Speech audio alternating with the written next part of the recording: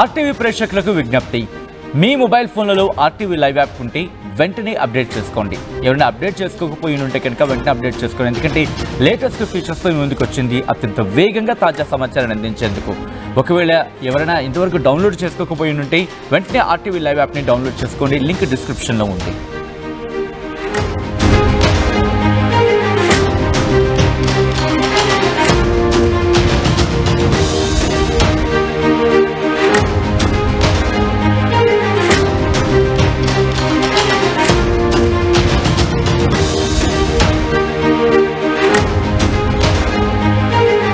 Breaking news చూస్తున్నారు. సింధు జలాల నిలిపివేతతో పాకిస్తాన్ అల్లాడిపోతోంది. తీవ్ర కరువు పరిస్థితులు నెలకొంటున్నాయి. నీళ్ల కోసం అల్లాడిపోతున్న పాకిస్తాన్ కి సంబంధించిన బిగ్ బ్రేకింగ్ న్యూస్ చూస్తున్నారు. సింధు జలాల నిలిపివేతతో ఉక్కిరిబిక్కిరవుతోంది పాకిస్తాన్. ప్లీజ్ నీళ్లు ఇవ్వండి అంటూ భారత్కు రిక్వెస్ట్ లెటర్లు రాస్తోంది. ఏప్రిల్ నుంచి ఇప్పటి వరకు 4 లేఖలు రాసింది పాకిస్తాన్ ప్రభుత్వం. పాకిస్తాన్ జల వనరుల శాఖ సెక్రటరీ రాసిన లేఖలపై భారత్ రియాక్ట్ కాలేదు. పహల్గాం దాడి తర్వాత పాక్ సింధు జలాలను నిలిపివేసింది భారత ప్రభుత్వం. నీళ్లు ఇవ్వకుంటే బతకలేమంటున్నారు పాకిస్తాన్ నేతలు. సో ఈ నేపథ్యంలో కామ్గా ఉండాలి కదా. ఇప్పుడు ఈ పాకిస్తాన్ నేతలు ఏమంటున్నారు, అది అంటే IWT ఇండస్ వాటర్ ట్రీటీని కనుక వెంటనే కొనసాగించకపోతే, అంటే ఇండస్ వాటర్ ట్రీటీ ద్వారా దానికి కట్టుబడి నీళ్లు ఇవ్వాలట. నీళ్లు ఇవ్వకపోతే భారత్ మీద యుద్ధాన్ని ప్రకటించేలా వాళ్ళు మళ్ళీ మాట్లాడుతున్నారు. రక్తాన్ని పారిస్తామంటూ ఒక ఉగ్రవాది మాట్లాడతాడు. ఎట్ ద సేమ్ టైం ప్రధాని షహబాజ్ షరీఫ్ ఏమంటాడు, నీళ్లు 25 కోట్ల మందికి జీవనాధారం, అటువంటి నీళ్లను ఆపేస్తే యుద్ధంగా పరిగణిస్తాం అంటూ పాక్ ప్రధాని షహబాజ్ షరీఫ్ చెప్పలే. మర్చిపోయారా? ఇటు భారత్ విడిపోయిన దగ్గర నుంచి, భారత్ పాకిస్తాన్ విడిపోయిన దగ్గర నుంచి, లేకపోతే ఒప్పందాల ప్రకారము ఏదో ఒకటి అనుకోండి మీరు. ఎంతవరకు నీటినిచ్చిందిగా, 2 యుద్ధాలని దాటింది, 2-3 యుద్ధాలను దాటింది. అప్పటికీ భారత్ ఆలోచించింది. కానీ మీరు ఉగ్రవాదాన్ని పెంచి పోషిస్తుంటే భారత్ చూస్తూ ఊరుకుంటుందా? ఈ నేపథ్యంలో నీటిని నిలిపివేస్తుంది. ప్రస్తుతం నీటిని రిలీజ్ చేయాలంటూ అక్కడి కార్యదర్శులు, అక్కడి అధికారులు భారత ప్రభుత్వానికి లేఖలు రాస్తున్నారు. ఒకవేళ నీళ్లను కనుక పంపించకపోతే మాకు ఇక్కట్లు తప్పవు, మాకు తీవ్ర కరువు పరిస్థితులు ఉంటాయి. ఇక్కడ ప్రజలకు మరి ముఖ్యంగా 3వ వంతు నీళ్లు, పాకిస్తాన్కి 3వ వంతు నీళ్లు భారత్ పంపించే నీళ్ళ మీద ఆధారపడి ఉంది అంటూ కూడా పాకిస్తాన్ మళ్ళీ, ఇన్ఫాక్ట్ పాకిస్తాన్కి తెలుసు భారత్ పంపించకపోతే అక్కడ ప్రజలు చనిపోయే పరిస్థితి వస్తుందని చెప్పి నీళ్ల కోసం అల్లాడిపోతోంది పాకిస్తాన్. సింధు జలాల నిలిపివేతతో ఉక్కిరిబిక్కిరి అవుతోంది. నీళ్ళు ఇవ్వండి ప్లీజ్ అంటూ భారత్కు రిక్వెస్ట్ లెటర్లు రాస్తోంది. ఏప్రిల్ నుంచి ఇప్పటి వరకు 4 లేఖలు రాసింది పాకిస్తాన్ ప్రభుత్వం. పాకిస్తాన్ జల వనరుల శాఖ సెక్రటరీ రాసిన లేఖలపై భారత్ రియాక్ట్ కాలేదు. పహల్గాం దాడి తర్వాత పాక్ సింధు జలాలు నిలిపివేస్తుంది భారత ప్రభుత్వం. నీళ్లు ఇవ్వకుంటే బతకలేమంటూ పాకిస్తాన్ నేతలు చెప్తున్నట్టు అర్థం చేసుకోవచ్చు. ఈ నేపథ్యంలో ఇటు పాకిస్తాన్ ఎటువంటి అంశాలను ఆ లేఖలో పేర్కొనడం జరిగింది. ఎట్ ద సేమ్ టైం ఇప్పుడు ఎలా ముందుకు వెళ్లే అవకాశం కనిపిస్తుంది తెలుసుకునే ప్రయత్నం చేద్దాం. మా ప్రతినిధి మనోజ్ అప్డేట్స్ అందించేందుకు సిద్ధంగా ఉన్నారు. మనోజ్, గతంలో చాలా సందర్భాల్లో సింధు జలాలకు సంబంధించి రైట్ మరి కాసేపట్లో మనోజ్ దగ్గరికి వెళ్ళే ప్రయత్నం చేద్దాం. నీళ్ళు ఇవ్వకుంటే కనుక బతకలేమంటూ పాకిస్తాన్ నేతలు చెప్తుందంటే అర్థం చేసుకోవచ్చు. ఎస్, మా ప్రతినిధి మనోజ్ అప్డేట్స్ అందించేందుకు ఫోన్ లైన్లో జాయిన్ అవుతున్నారు. మనోజ్, ఒకవేళ నీళ్ళు ఇవ్వకపోతే చచ్చిపోతా ఉంటూ పాకిస్తాన్ చెబుతోంది. అట్ ద సేమ్ టైం ఒక పక్క రిక్వెస్ట్ లెటర్లు రాస్తోంది, ఇంకో పక్క బెదిరింపులు దిగుతోంది. ఎలా చూడాలి పాకిస్తాన్ ఈ విధానాన్ని? పాకిస్తాన్ ఒక రకమైనటువంటి దుందుర్కు ప్రభావంతోనే ఉంది. సో ఆపరేషన్ సింధూర్ మనం మొదలు పెట్టక మునిపే పహల్గాం ఉగ్రదాడి ఘటన తర్వాత అక్కడ నుంచి ఒక పిచ్చి కుక్క బిలవల్ బుట్టగాడు, అంతకుముందు హఫీజ్ సయ్యద్ అందరూ కూడా వాళ్ళకు భారతదేశం ఇచ్చేటువంటి నీళ్లు ఎంత ముఖ్యమో అందరికీ తెలుసు.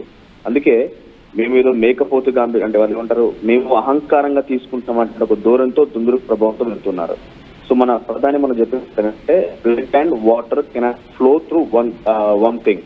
సో అక్కడ చాలా క్లియర్ గా మనం చెప్పాలనుకునేది ఏంటంటే రక్తం మరియు నీళ్లు ఒకే దారి వెంట వెళ్ళకూడదు. సో బిలవల్ బుట్ట ఏమంటాడు, ఇండస్ వాటర్ ట్రీటీకి సంబంధించి రద్దు చేశారు, ఆ నీళ్లు కనుక ఇవ్వకపోతే భారతీయుల రక్తాన్ని కళ్ళ చూస్తామంటున్నారు.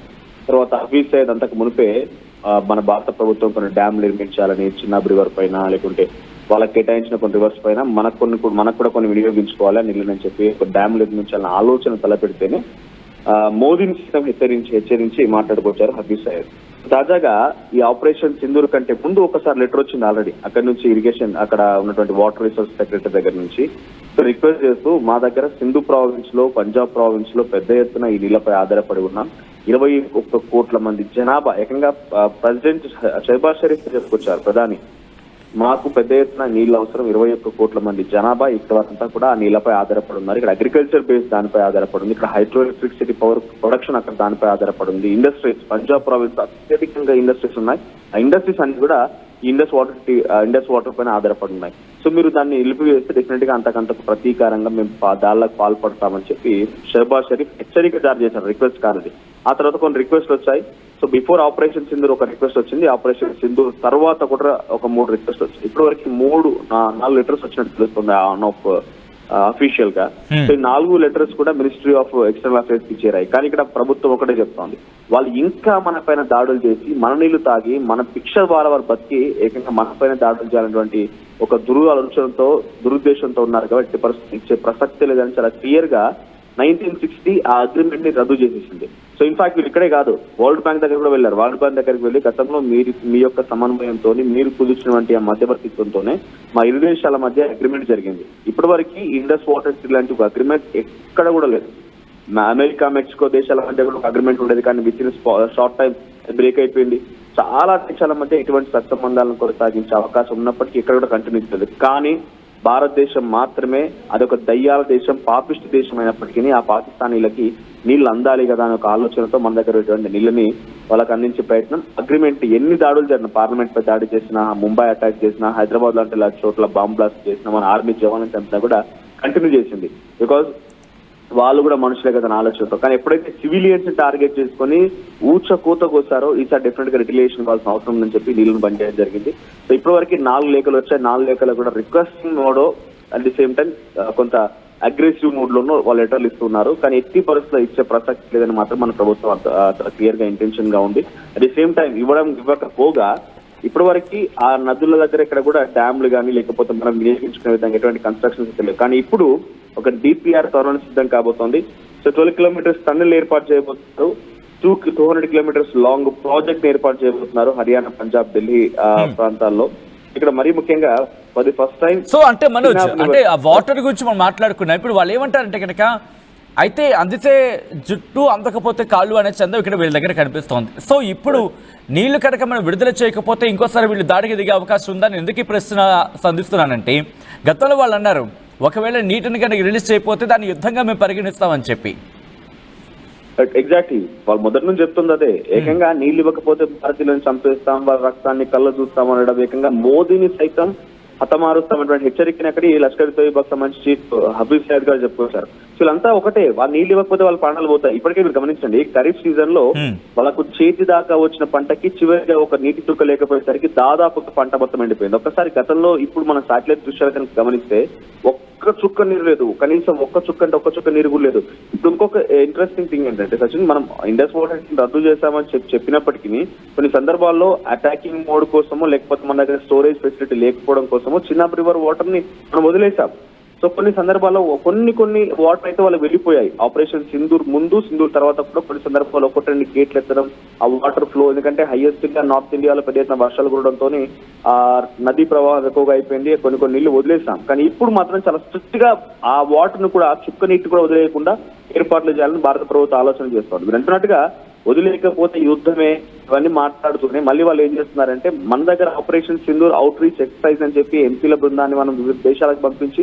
ఆపరేషన్ సింధూర్ ఎలా జరిగింది ఏ రకంగా ముందుకు వెళ్ళింది పాకిస్తాన్ భారత్ తో ఏ రకంగా దాడి చేసిన విషయాన్ని మనం చెప్పదలుచుకుంటే అంటే పాకిస్తాన్ లో ఒక ప్రత్యేక బృందాన్ని ఏర్పాటు చేసింది బృందాంతో పాటుగా వాళ్ళంతా వెళ్ళిపోయి మలేషియా ఇండోనేషియా లాంటి దేశాలకు వెళ్ళిపోయి మనంతా ఒకే మతం వల్ల మనం అంతా కలిసికట్టుగా ఉండాలి భారత్ ఈ రకంగా మాపై దుశ్చర్యకు పాల్పడుతున్న రకంగా వాళ్ళు సింపతి గెయినింగ్ కోసం ప్రయత్నం చేస్తున్నారు కానీ ఎవరు పట్టించుకోవడం లేదు వరల్డ్ బ్యాంక్ వరకు కూడా వెళ్ళారు ఆ రోజు వరల్డ్ బ్యాంక్ మధ్యవర్తి వహించడం వల్లే ఈ అగ్రిమెంట్ జరిగింది వరల్డ్ బ్యాంక్ వరకు కూడా వెళ్ళిపోయి వరల్డ్ బ్యాంక్ మీరు ఇన్వాల్వ్ కావాలంటే మీ యొక్క దుర్బుద్ధి మీ దురాలోచన మీ ఉగ్రవారి చర్య జరిగేది మాకు తెలుసు కాబట్టి మీరు కొట్టుకొచ్చామని మీరు ఏమైనా అయిపోండి అన్నట్టుగా వదిలేసి వెళ్ళిపోయారు.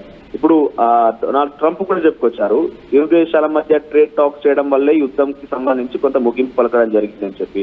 మరి ఆయన ఎక్కడ కూడా ఇండస్ వాటర్ ట్రీటీ గురించి మాట్లాడలేదు. అంటే అందరికీ తెలుసు భారతీయుల యొక్క భిక్ష వల్లే ఈ రోజు పాకిస్తాన్ అక్కడ బతికించగలుగుతుంది. ఎందుకంటే పాకిస్తాన్ లో ఈ ఇండస్ వాటర్ స్టార్ట్ అయిపోయి చివరి పాకిస్తాన్ మొత్తం సింధు ప్రావిన్స్, పంజాబ్ ప్రావిన్స్, 2 రాష్ట్రాలు అక్కడ ఉన్నటువంటి 2 ప్రావిన్స్లు కూడా కేవలం ఈ నీళ్లపైన ఆధారపడి ఉన్నాయి. అక్కడ అగ్రికల్చర్ ఈ నీళ్లపైన, ఇండస్ట్రియల్ యూసేజ్ ఈ నీళ్లపైన, కమర్షియల్ యూసేజ్ ప్రతిదీ కూడా ఈ నీళ్లపైన ఆధారపడి ఉంది. అటువంటి ఒక బిగ్ సోర్స్ ని భారత్ కట్ చేసినప్పుడే వాళ్ళు అల్లాడిపోయారు.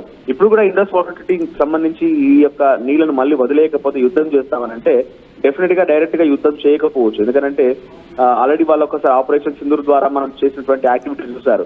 9 టెర్రర్ క్యాంప్స్, 11 ఎయిర్ బేసెస్, ఏకంగా కిరాణా హిల్స్ దగ్గర ఆ రేడియేషన్ ఇవన్నీ గమనించారు. ఇకపైన గనక మళ్ళీ ఏదైనా యుద్ధం లాంటిది వాళ్ళు కనుక చేయాల్సి వస్తే ఈసారి భారత్ ఎట్టి పరిస్థితుల్లో ఊరుకునే ప్రసక్తి. ఎందుకంటే మన దగ్గర నుండి ఆ ఇండిజినియస్ వెపన్స్ కానివ్వండి ఇవన్నీ కూడా చూసారు కాబట్టి డైరెక్ట్ అటాక్ మోడ్ లోకి రాకపోవచ్చు. ఇన్ఫాక్ట్ వాళ్ళు చేయాల్సి వస్తే ఇప్పుడు చైనా నుంచి ఒక ఫిట్టింగ్ పెడుతున్నారు. చైనా తన మిత్రుడైనటువంటి పాకిస్తాన్ నీళ్ళు ఇవ్వకపోతే బ్రహ్మపుత్రాల నుంచి మేము భారత్ లోకి నీళ్లు రానివ్వము అనేటువంటి ఒక ఫిట్టింగ్ పెట్టే ప్రయత్నం చేస్తున్నారు. కానీ దట్స్ ఇంపాసిబుల్.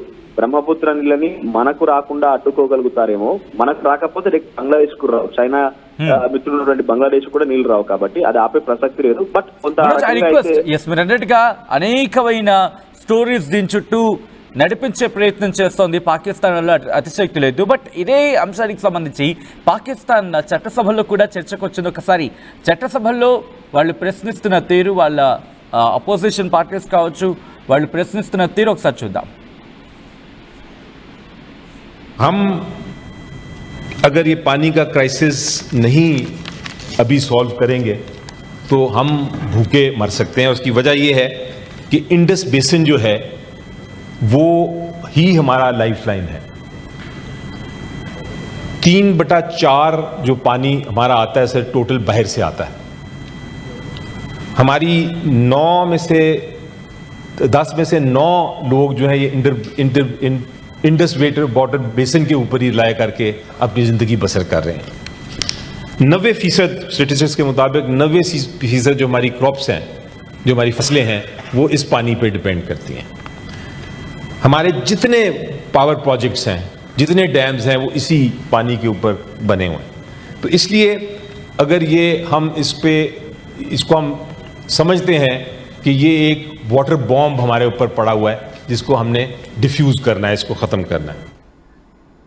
రైట్. అది ఆ చట్టసభలో ప్రశ్నిస్తున్న తీరు చూడండి. వాళ్ళ ప్రత్యర్థులే మన నెత్తి మీద వాటర్ బాంబ్ ఉంది, దీన్ని త్వరగా డిఫ్యూజ్ చేయాలి అంటూ వాళ్ళు చెప్తూ ఉంటే, బట్ అక్కడ ప్రభుత్వానికి మాత్రం ఎక్కటం లేదు.